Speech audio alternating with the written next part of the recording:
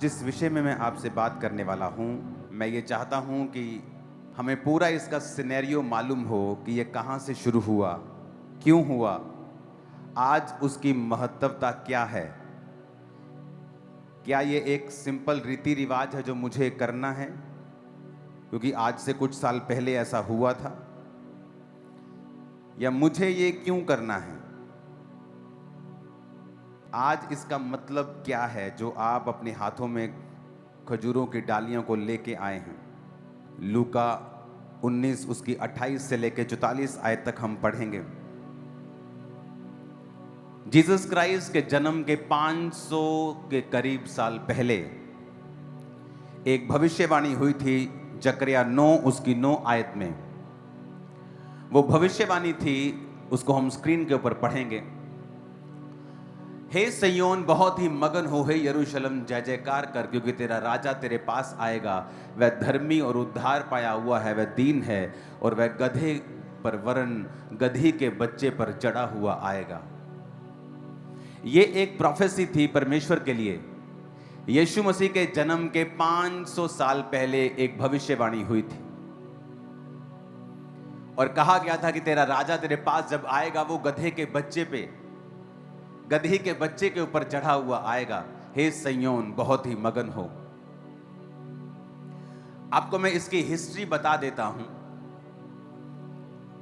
कि परमेश्वर ने जब अपनी कौम को चुना था, परमेश्वर ये चाहता था कि मेरी कौम मेरे वचनों के अनुसार चले और ये जो हुक्म मैं उसे देता हूं ये उसको माने, और मैं अपनी कौम का राजा हूंगा और मैं अपनी कौम का अगुवा हूंगा। उसने मूसा को अपनी कौम को लीड करने के लिए ठहराया और कहा, ये सारे देश, कनान के देश मैं तुम्हें दूंगा और यहां दूध और शहद की नदियां बहती हैं। तो परमेश्वर ने मूसा को भेजा, जिसने मिस्र में जाके इजराइलियों को बड़े बड़े चमत्कार करके छुड़ाया। फिर उसके बाद वो लोग चलते गए और मूसा की परीक्षा करते रहे और परमेश्वर की परीक्षा करते रहे, व्यभिचार करते रहे, बहुत चीजें करते रहे और फिर वो मरते रहे और अंत में जाकर वो उन देशों में पहुंचे। उन देशों में जब वो पहुंचे तो उन देशों की रीति के अनुसार चलने लगे, क्योंकि परमेश्वर ने कहा था जब तुम कनान पर कब्जा कर लेना तो किसी को भी उनको रखना मत, सब नाश कर देना। लेकिन बाइबल कहती है उन्होंने परमेश्वर के वचनों को तोड़ा और अपने घर में नौकरी करने के लिए, अपने खेतों में नौकरी करने के लिए उन्होंने कुछ लोगों को रखा, और वो लोग जो दूसरे धर्मों को मानते थे वो बीच में रहे। और इजराइल के लोग भी, जब मूसा की पीढ़ी के सब लोग मर मिटे तो वो भी उन लोगों को पूजने लगे जिनको वो पूजते थे, और परमेश्वर ने उनको शत्रुओं के अधीन कर दिया। जब वो शत्रुओं के अधीन होते थे तब न्यायी लोग उठते थे। सैमसन एक न्यायी था, गिदोन एक न्यायी था। तो इस तरह के न्यायी लोग उठते थे और उनकी अगुवाई करते थे।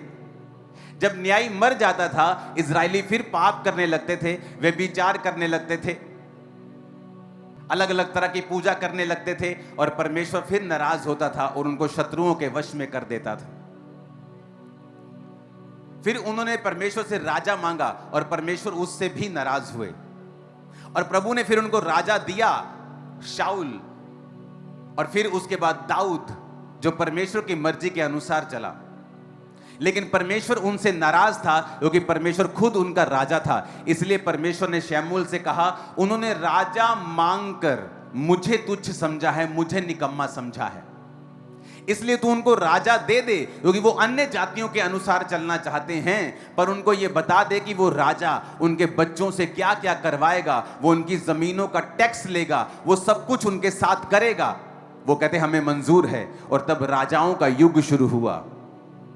तब पहला राजा शाऊल हुआ, उसके बाद दाऊद हुआ, उसके बाद सुलेमान, उसके बाद राजा लोग बदलते गए। और वचन कहता है राजा लोग परमेश्वर के वचनों की खिलाफत करने लगे और परमेश्वर के वचनों के खिलाफ चलने लगे, तो परमेश्वर ने फिर उनके शत्रुओं को भेजा और वो उन पे कब्जा करने लगे। और फिर राजा जब तौबा करता था, परमेश्वर फिर से उनको ताकत देता था, फिर से वो शत्रुओं से छुड़ाए जाते थे और छुटकारा पाते थे। और ये चलता रहा।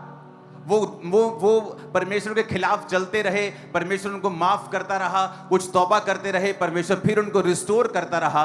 लेकिन एक दिन जब परमेश्वर की अति हो गई, जिस तरह नूह के टाइम पे परमेश्वर ने कहा था अति हो गई, अब मैं सबको नाश कर दूंगा, उस समय अति हुई और परमेश्वर ने लास्ट राजा को, अगर आप बाइबल की हिस्ट्री पढ़ेंगे यीशु मसीह के जन्म के 600 साल पहले से, तो उन राजाओं को परमेश्वर ने शत्रुओं के हाथ में कर दिया और फिर वो बेबीलोन में उनको लेके गए, फिर दूसरी बार लेके गए और बाइबल कहती है उसके बाद परमेश्वर के भवन को नष्ट कर दिया गया क्योंकि इजरायली पापी निकले।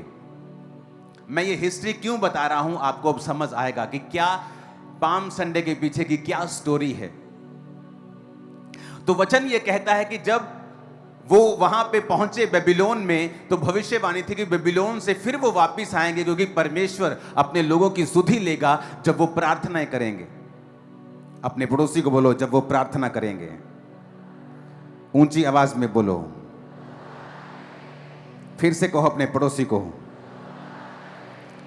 जब वो प्रार्थना करेंगे तो परमेश्वर फिर से उनको वापस भेजेगा। और वचन कहता है परमेश्वर ने अपने नबियों को वापस भेजा बेबीलोन से और उन्होंने परमेश्वर के भवन को जो नष्ट कर दिया गया था दोबारा बनाया। वचन ये भी कहता है कि उसके बाद नेहेम्या, परमेश्वर ने नेहेम्या को फिर से भेजा और उसने भवन के आसपास की यरूशलेम की सब दीवार को बनाया। कितने इस बात को समझ गए हैं? आपको पूरी बाइबल में समझा रहा हूं, जस्ट आपको ताकि समझ आए कि हुआ क्या था। हालेलुया। अब उस घटना के बाद साइरस ने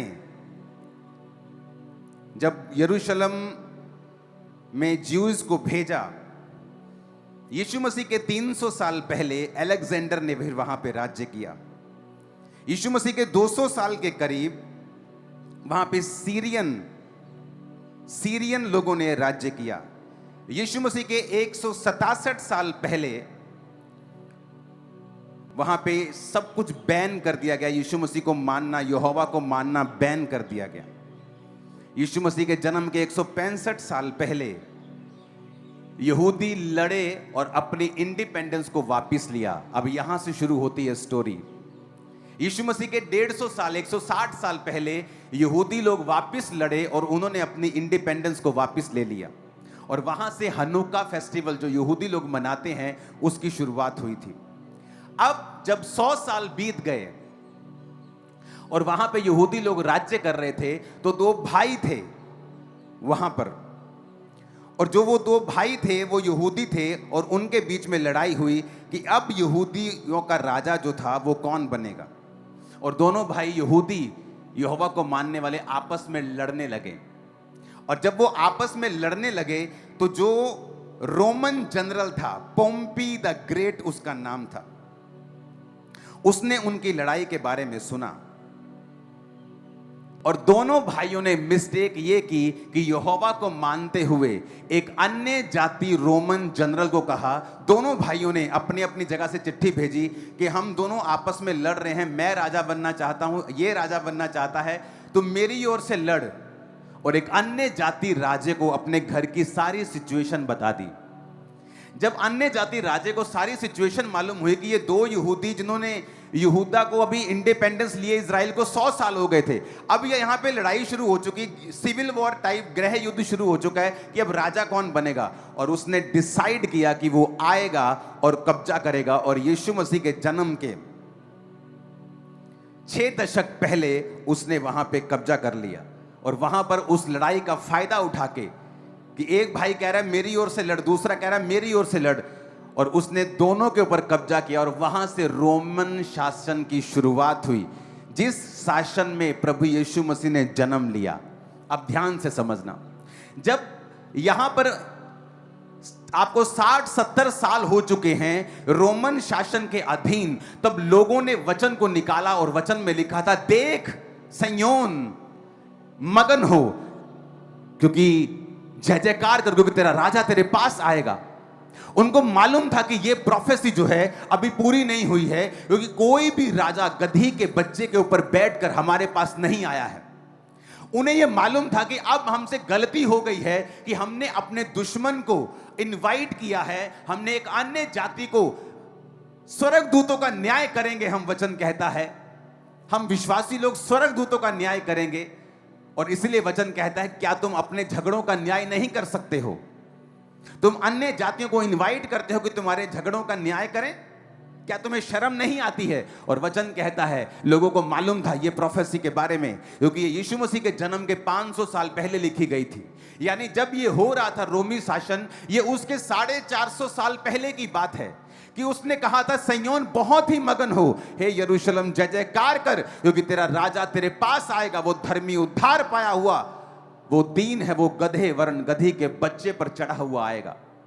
उनको एक आस थी, क्योंकि वो 100 साल की इंडिपेंडेंस जो उन्होंने ली थी, वो 100 साल जो उन्होंने आजादी में जिए थे, अब उनकी गलती की वजह से, उनके पाप की वजह से फिर से रोमी उन पर शासन कर रहे थे, मनमानियां कर रहे थे, मनमाने टैक्स ले रहे थे, मनमानी चीजें उनके साथ कर रहे थे। धार्मिक आजादी वहां पे खत्म हो चुकी थी। तो उनको वो प्रोफेसी याद थी कि प्रोफेसी है कि परमेश्वर अपने राजाओं, अपने राजे को भेजेगा।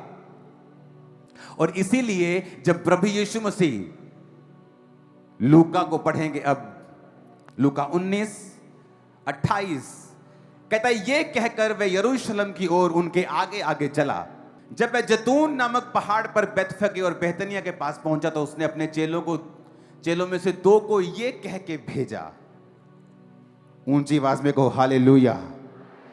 कहता सामने के गांव में जाओ, उसमें पहुंचते ही एक गधी का बच्चा जिस पर कभी कोई नहीं चढ़ा, बंधा हुआ तुम्हें मिलेगा, उसे खोल कर ले आओ। जे कोई तेनू तानू पूछे ओ क्यों खोल दे इनू तुही, तो उनसे कहना कि ये परमेश्वर प्रभु यीशु मसीह को चाहिए। जो भेजे गए थे उन्होंने जाकर जैसा उनसे कहा गया था वैसा ही पाया। जब वो गधे के बच्चे को खोल रहे थे तो उसके मालिकों ने कहा, क्यों खोलते हो इसे? चेलों ने कहा, प्रभु को इसका प्रयोजन है। वे उसको यीशु के पास ले आए और वे अपने कपड़े उस बच्चे पर डालकर यीशु मसीह को उस पर बिठा दिया।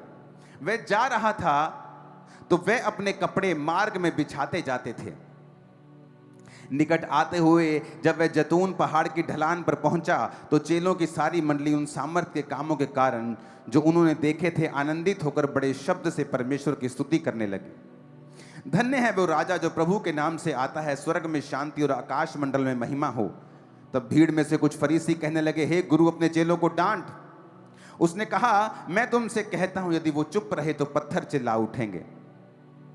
जब वह निकट आया तो उस नगर को देखकर उस पर रोया और कहा, क्या ही भला होता तू ही इसी दिन कुशल की बातें जानता, परंतु अब वो तेरी बातों आंखों से छिप गई हैं।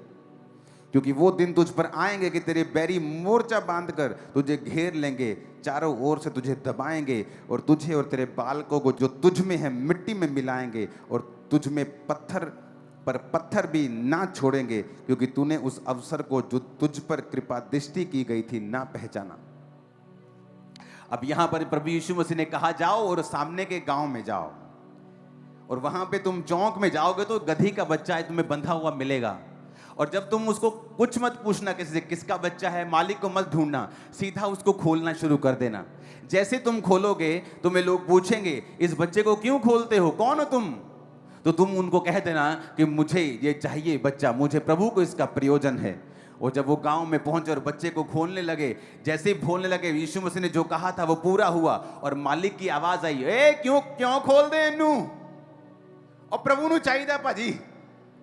यीशु मसीह ने पे जैसा नु, जाओ ले जाओ, क्योंकि वचन में लिखा था कि हे सिय्योन बहुत ही मगन हो, जय जयकार कर, क्योंकि तेरा राजा तेरे पास आएगा, गधी के बच्चे पर चढ़ा हुआ आएगा। यीशु मसीह के जन्म के 500 साल पहले यह प्रोफेसी थी। और वचन कहता है जब प्रभु यीशु मसीह उस गधी के बच्चे पर चढ़े हुए यरूशलेम में प्रवेश कर रहे थे तो लोग, अब वहां पर 2 किस्म के लोग थे, याद रखना। एक वो किस्म थी जो अब तक पुराने नियम में ही जी रहे थे, जिनको यह लगता था कि अब हम फिर से आजादी को पाएंगे, अब फिर से पॉलिटिकल रिवाइवल होगा, अब फिर से हमारा राजा आया है जो हमें आजाद कर देगा, जो फिर से हमारी इंडिपेंडेंस को, हमारी आजादी को हम तक लेके आएगा और हम फिर से राज्य करेंगे। प्रभु यीशु मसीह हमारा राजा होगा। और इसलिए यीशु मसीह के चेलों की माँ उनके पास आके बोलती थी, प्रभु प्रभु हम जानते हैं कि तू राजा है, इसलिए जब तू अपने राज्य में जाए तो मेरे एक बेटे को दाहिने और एक को बाहिने बिठा देना। प्रभु एक को फाइनेंस मिनिस्टर बना देना और एक को होम मिनिस्टर बना देना, और कोई चेला बड़ी कुर्सी पे ना बैठने पाए। मेरा एक बेटा फाइनेंस मिनिस्टर हो, वित्त मंत्री हो, और दूसरा गृह मंत्री हो। क्योंकि वो लोग अभी भी पुराने नियम में जी रहे थे, क्योंकि वो प्रोफेसी आत्मिक थी जो उनको समझ नहीं आ रही थी कि सिय्योन मगन हो और जय जयकार कर। ये आत्मिक प्रोफेसी थी। और इसीलिए जब प्रभु यीशु मसीह अपने चेलों के साथ और गधी के बच्चे पर बैठे हुए आए, क्योंकि राजा जब शांति का प्रतीक देता था तो वो हमेशा गधे पर आता था, और जब उसने लड़ना होता था वो घोड़े के ऊपर आता था। हमेशा अगर आप देखेंगे तो वो घोड़े के ऊपर आता था। उस समय जो रोमी थे, जब वो उस फेस्टिवल में आते थे, वो पूरी मिलिट्री पावर को लेके आते थे और डेमोन्स्ट्रेट करते थे। जब रोमी उस फेस्टिवल में यरूशलेम में आते थे, राजा लोग आते थे, तो वो पूरी मिलिट्री के साथ धकड़ धकड़ धकड़ धकड़ पूरा डेमोन्स्ट्रेशन करते थे पावर की। जिस तरह आज डेमोन्स्ट्रेशन होती है, मेरे पास ये मिसाइल है, ये परमाणु है, ये तो वो भी डेमोन्स्ट्रेट करते थे उन दिनों में राजा लोग, कि प्रजा को मालूम हो, इन लोगों को मालूम हो कि हम कितने पावरफुल हैं। और दूसरी तरफ प्रभु यीशु मसीह डेमोन्स्ट्रेट नहीं कर रहे थे, बल्कि गधी के बच्चे पर, कितना साइज होता है, छोटा सा होता है गधी का बच्चा, और उस पर बैठे थे और उस पर आ रहे थे, क्योंकि वो शांति का राजकुमार था, वो शांति का राजा था। वो पॉलिटिकल रिवाइवल करने नहीं आया था, वो सरकार बनाने के लिए नहीं आया था, वो एक आत्मिक राज्य को स्थापित करने के लिए आया था, आपको और मुझको पिता के साथ मिलाने के लिए आया था। वो इसीलिए आया था और लोगों को समझ नहीं आई, और आधे लोग तो उसको होशाना होशाना कह रहे थे, क्योंकि वो जानते थे कि इसने सामर्थ के काम किए हैं और ये मसीहा है। और आधे लोग होशाना होशाना कह रहे थे, क्योंकि उनको लगता था कि अब ये राजा बन जाएगा, ये भविष्यवाणी पूरी होगी, क्योंकि वचन में लिखा है कि वो राजा गधी के बच्चे पर चढ़ा हुआ आएगा। इसका मतलब यीशु मसीह राजा है और हमें इस हुकूमत से वो आजाद करवाएगा। इसीलिए जब प्रभु यीशु मसीह पकड़े गए, तो वही लोग जो स्वागत कर रहे थे, उनमें आधे लोग कह रहे थे, नहीं, ये वो राजा नहीं हो सकता, क्योंकि अगर ये राजा होता तो इसने अपने आप को कैसे पकड़वा दिया? ये तो लड़ता, इतने सामर्थ्य काम कर सकता है, मुर्दे जिंदा कर सकता है, तो अब सामने जो इसका राजा न्याय कर रहा है उसको हार्ट अटैक क्यों नहीं कर देता? ये अपने आप को क्यों नहीं बचा लेता? अगर ये राजा है तो हमारा राजा सैमसन देखो न्याय कैसा था, शाऊल दाऊद कैसे राजा थे, कैसे मार देते थे। नहीं, ये हमारा राजा नहीं है। उनको नहीं मालूम था कि प्रभु यीशु मसीह ने कहा था कि मेरा राज्य यहां का नहीं है, मेरा राज्य इस धरती का नहीं है। लोग समझते क्रिश्चियन बड़े बढ़ रहे हैं, अरे इनको रोको, नए नए लॉ बनाओ, कहीं ये हम पर कब्जा ना कर लें। यीशु मसीह इतना छोटा नहीं है कि तुम पे कब्जा करे। जिसने इस पूरी दुनिया को बनाया वो इतना छोटा नहीं है कि 2 एमएलए के लिए वो तुम्हारे साथ लड़ाई करे। वो इतना छोटा नहीं है। तुम्हारी सोच छोटी हो सकती है, यीशु मसीह की सोच छोटी नहीं। उसने दुनिया को बनाया है, ऐसे ग्रह बनाए हैं जो पूरे के पूरे हीरे के हैं। ये मैं नहीं कह रहा हूं, ये साइंस कह रही है। ऐसे ग्रह हैं हमारे प्लेनेट पे जहां हीरो की बारिश होती है, रियल हीरो की बारिश होती है। वो परमेश्वर जिसके लिए हीरे चांदी सोना किणकों के समान है, झाड़ू ऐसे खिलाड़ दो तो कितने खरब के हीरे वहां पे निकल आएंगे। वो परमेश्वर, क्या आपको लगता है कि वो किसी पॉलिटिक्स को करने के लिए दुनिया में आया? क्या आपको लगता है कि वो किसी के धर्म को बदलने के लिए आया, किसी कुछ खास करने के लिए वो इंडिया में आया? नहीं, ऐसा नहीं है। यीशु मसीह ने कहा मेरा राज्य ऊपर का है। आज से कुछ महीने पहले साइंस ने एक नई डिस्कवरी की।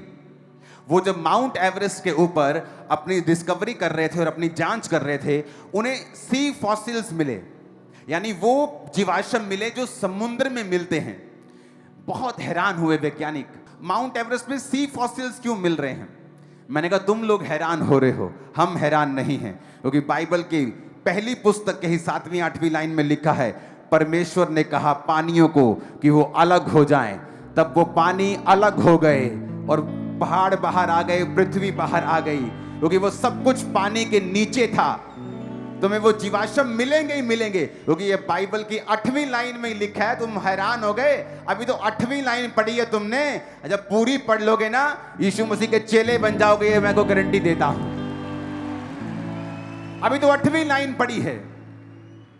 सबको जय मसीह की। मैं जतिन बब्बर और आप देख रहे हैं मसीह परिवार चैनल। जैसे कि आप सब जानते हैं कि मैं इस चैनल पे प्रभु के अलग अलग दासों की वीडियोस डालता हूं, तो अगर आपको हमारा चैनल अच्छा लगता है तो आप इस चैनल को ज़्यादा से ज़्यादा सब्सक्राइब जरूर करें, ताकि आप प्रभु के वचन को सुन सके। वीडियोस को ज़्यादा से ज़्यादा शेयर करें, ताकि जिन लोगों तक वचन नहीं पहुंचा उन तक भी वचन पहुंच सके।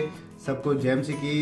एक बार मैं आपसे दोबारा कहूँगा कि इस चैनल को सब्सक्राइब जरूर करें और वीडियोस को ज़्यादा से ज़्यादा शेयर करें। जय मसीह की।